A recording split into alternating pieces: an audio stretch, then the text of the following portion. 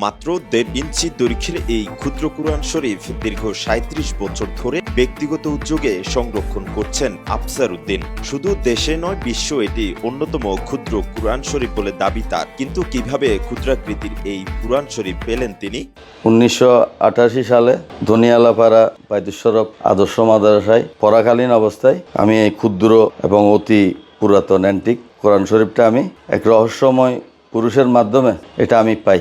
পবিত্র এই কুরআন শরীফের দৈর্ঘ্য ১.৫ ইঞ্চি এবং প্রস্থ ১ ইঞ্চি, উচ্চতা ৮ ইঞ্চি। চামড়ার মলাটের উপর ৩ পাশে সোনালী প্রলেপের আবরণ, বিশেষ কাগজ, বাইন্ডিং এবং অসাধারণ প্রিন্টিং দিয়ে তৈরি বলে দাবি সংরক্ষকের। এটা আতসী কাজ, এটা লক, এটা তালা লক, এই দুইটা। আর এই কোরআনের আকৃতিগত বৈশিষ্ট্যটা হচ্ছে এটার ৩ দিকে সোনালী প্রলেপ দেওয়া আছে। এটার মলারটা চামড়ার, এটার বাইন্ডিং, প্রিন্টিং আর কাগজ খুবই বিশেষায়িত। আফসার উদ্দিন চট্টগ্রাম নগরীর মাঝিরঘাট এলাকার মৃত হাজী মুহাম্মদ মুসলিম উদ্দিন আহমদের মেঝো ছেলে। পেশায় তিনি একজন ব্যবসায়ী। জানা যায় ১৯৮৮ সালে আফসার উদ্দিন স্থানীয় বাইতুশরফ মাদ্রাসায় ৪র্থ শ্রেণীতে অধ্যয়নকালে টিফিন সময়ে পার্শ্ববর্তী রেল লাইনে বন্ধুদের সাথে সময় কাটাতে গেলে তার কাছে এসে খাবার ও টাকা চায় এক রহস্যময় ব্যক্তি। এরপর তাকে খাবার ও কিছু টাকাও দেন কিশোর আফসার।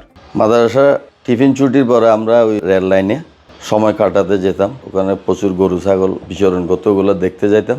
ওরকম দেখতে গিয়ে ওই রহস্যময় পুরুষের সাথে আমার দেখা। উনি ২-৪ বার আমাকে বিভিন্ন পরীক্ষা নিরীক্ষা করে আমার কাছ থেকে খাওয়ার চেয়ে, পানি চেয়ে ২-৪ দিন অতিক্রম হওয়ার পরে উনি আমার থেকে টাকা চাইছে। আমি স্কুল টিফিনের জন্য ২-৪-৫-১০ টাকা দিত, ওগুলো নিয়ে আমরা টিফিন করতাম আর কি। ওইখান থেকে ওনাকে আমি কিছু টাকা দিই। ওই দিন টাকাগুলো নিয়ে উনি আমাকে এই পবিত্র কোরআন শরীফের ক্ষুদ্র কবিটা আমার হাতে তুলে দেন।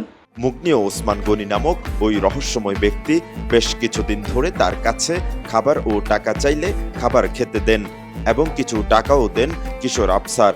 তবে একদিন তাকে সব টাকা ফেরত দেয় ওই রহস্যময় ব্যক্তি, সাথে ক্ষুদ্র এই কুরআন শরীফও দিয়ে যায় তাকে।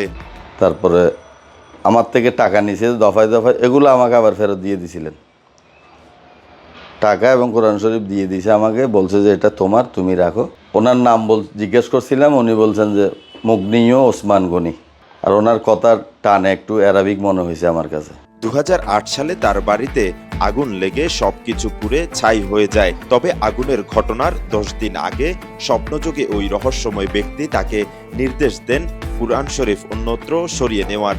যে কক্ষে এই ক্ষুদ্র কুরআন শরীফ সরিয়ে নেওয়া হয় সেই কক্ষ অক্ষত থাকে বলেও জানান তিনি। এটা পাওয়ার ২০ বছর পর আমাদের ঘরে আগুন লাগে। আগুন লাগার সপ্তাহ ১০ দিনের মধ্যে উনি আমাকে ২-৩ বার স্বপ্নে নির্দেশ দিয়েছেন যে এই কোরআন শরীফটা আমি যাতে সরাই ফেলি। প্রথম দিন আমি এটা আমলে নিই নাই, দ্বিতীয় দিন উনি একটু রাগান্বিত হয়ে আবার আমাকে স্বপ্নে নির্দেশ দিল। ওনাকে রাগান্বিত দেখে বিষয়টা আমি মাথায় নিছি, আমি সরাই ফেলছি। এটা সরানোর ২-৪-৫ দিনের মধ্যে মনে হয় ঘরে আগুন লেগে সব শেষ। এই কোরআন শরীফটা যে রুমে রক্ষিত ছিল ওই রুমেই শুধু আমাদের অক্ষত আছে, এখনো আছে।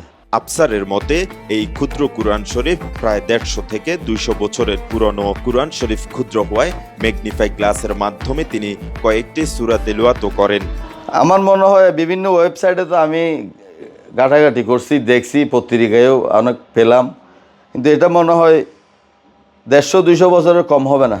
বিশ্বের বিভিন্ন ইসলামিক দেশে বিভিন্ন দুষ্প্রাপ্য কুরআন শরীফের প্রদর্শনী হলেও বাংলাদেশে এমন কিছু না হওয়ায় ব্যক্তিগতভাবেই ৩৭ বছর ধরে সংরক্ষণ করছেন তিনি। তবে কিছু শর্তের মাধ্যমে জাদুঘরে রাখার ইচ্ছাও ব্যক্ত করেন তিনি। এটা নিয়ে গবেষণা করা দরকার বলে আমি মনে করি। কেউ যদি গবেষণা করতে যায় কিংবা কেউ যদি জাদুঘরের জন্য সংরক্ষণ করতে চায়, সেক্ষেত্রে আমি বলবো এটা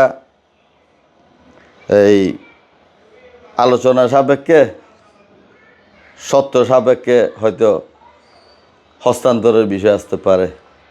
মেহরাজ হোসেন, কালের কণ্ঠ, চট্টগ্রাম।